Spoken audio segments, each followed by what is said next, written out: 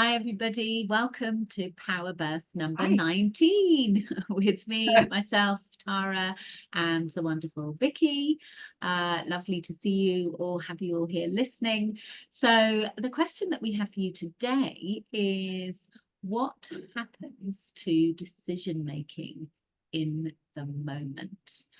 So I'm going to hand you straight over to Vicky, who has a wonderful example that she is very generously sharing with us today. So over to you, Vicky.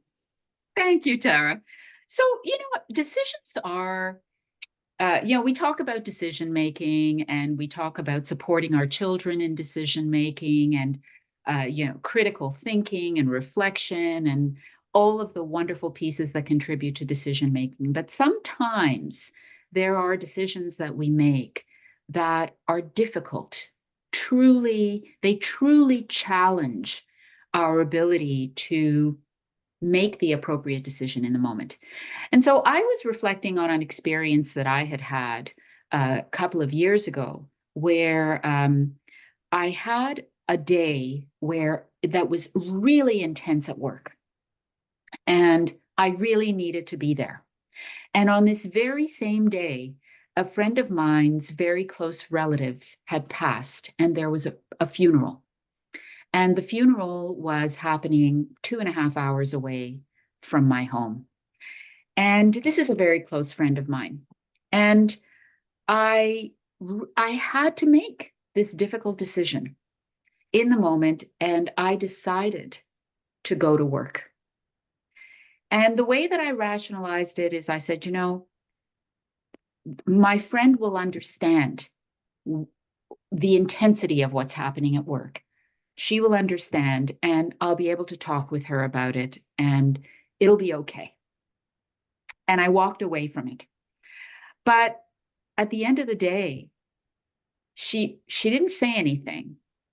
But I realized that she was very upset about the fact that I wasn't there supporting her on that day. And that was difficult for me because I realized then that maybe I had made the wrong decision and that I had let my friend down.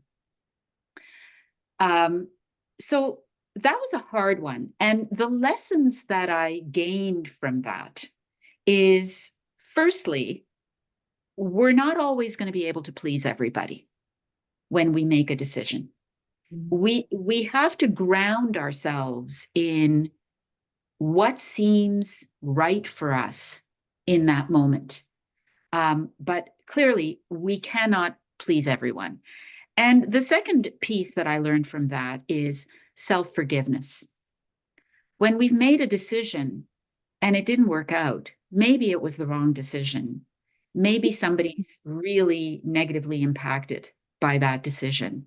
We have to be able to self-forgive, to say, hey, we're just humans here. You know, we are sometimes going to make the wrong decision, and that's okay. There's only so much that we can do when facing difficult decisions. Yeah, absolutely. Sorry, I got a slight coughing fit partway through that. Sorry, but Are you okay? I'm good. Are you I'm all right? good. Okay. I'm good. I'm Yeah. good. Yeah. I mean, like I said, it's so generous of you to share that example with us. To be so honest, and I think it's a really important point, to highlight that not decision making is, I mean, I think, we know it can be challenging and it's not always straightforward. And there's decisions that we can make that in the moment that seem like the right thing at the time. Yeah. Yeah. And in that, we might make some assumptions about what we think, it's involving other people, what they might think. And it's not until, as you describe, afterwards, then we can have that period of reflection and notice from the other person's, reaction or silence that actually this was not okay.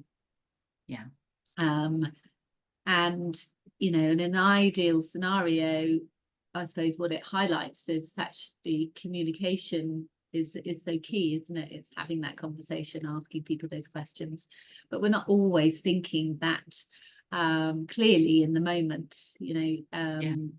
But yeah, that involving people in decision making can make a real difference. But yeah, we're not always going to get it right.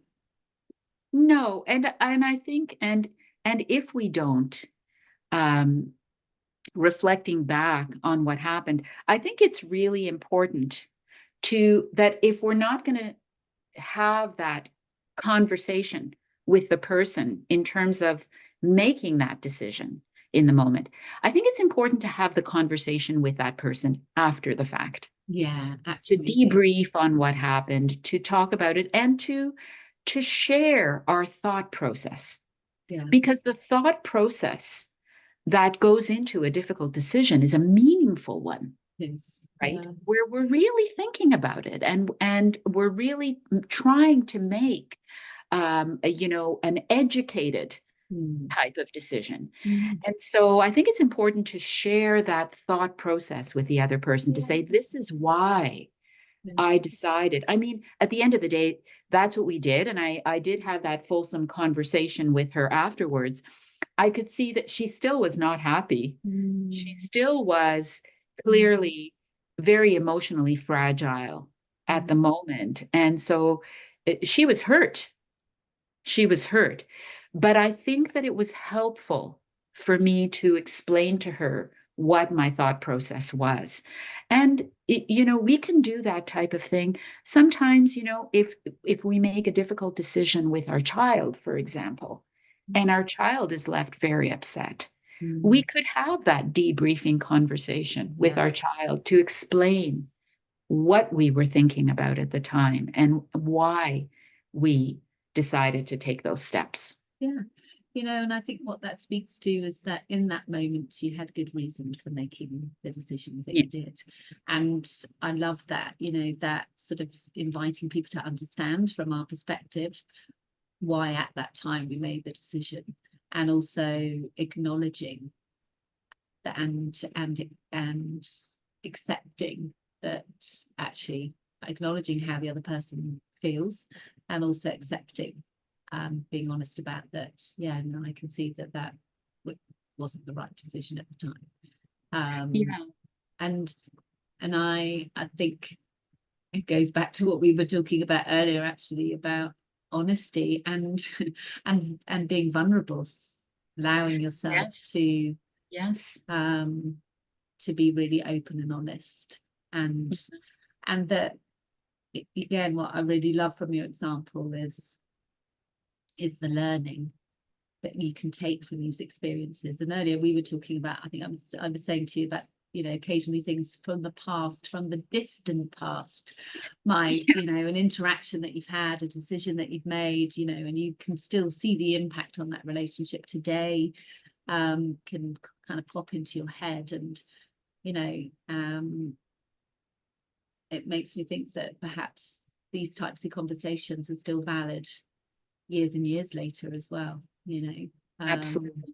Yeah, it's never too late No. to No. have those conversations, and some of the things that we do when we give ourselves the space to reflect, to learn, to communicate, with the people that it might involve, you know, they can become our greatest gifts because Yeah. of the learning that we can take from them. Yeah. Yeah, so thank you for sharing that. Again, something Thank you, that's been Tara. really inspiring and thought-provoking. So Thanks very much, Tara.